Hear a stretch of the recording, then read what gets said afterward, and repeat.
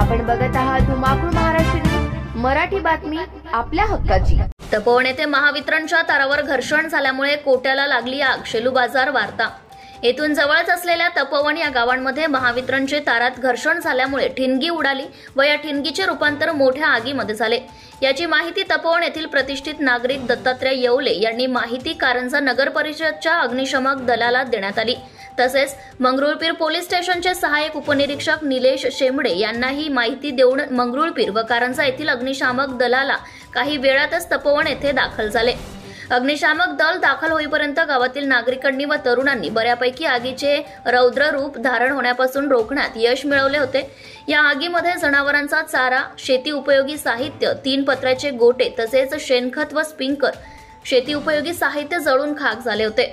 या आगीमध्ये मदन नामदेव येवले, प्रकाश शेषराव वानखेडे, संजय तुकाराम येवले, भाऊराव घनश्याम येवले, दिगंबर हरिनारायण येवले, शालिग्राम रामकृष्ण येवले, भीमराव हरिनारायण येवले, विनोद नारायण येवले, गणेश नारायण येवले, ज्ञानदेव नारायण येवले, कैलाश यादवराव येवले, गणेश पांडुरंग येवले व इतर शेतकऱ्यांचे लाखो रुपयांचे नुकसान झाले आहे।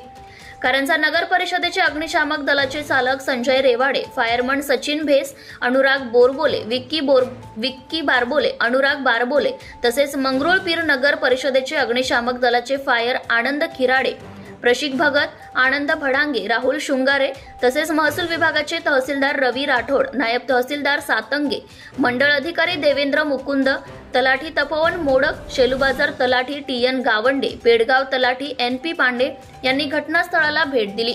मंगरुळपीर पोलीस स्टेशनचे सहाय्यक पोलीस निरीक्षक मल्लिकार्जुन वाघमोडे, अमोल वारकड, मोहम्मद परशुवाले, चरण चव्हाण, देवानंद तायडे यांनी घटनास्थळी भेट दिली। आपत्ती व्यवस्थापन कडून नुकसानग्रस्त शेतकऱ्यांना व शेतमजुरांना व गोधन पालकांना मदत मिळावी अशी मागणी नुकसानग्रस्तांनी केली आहे।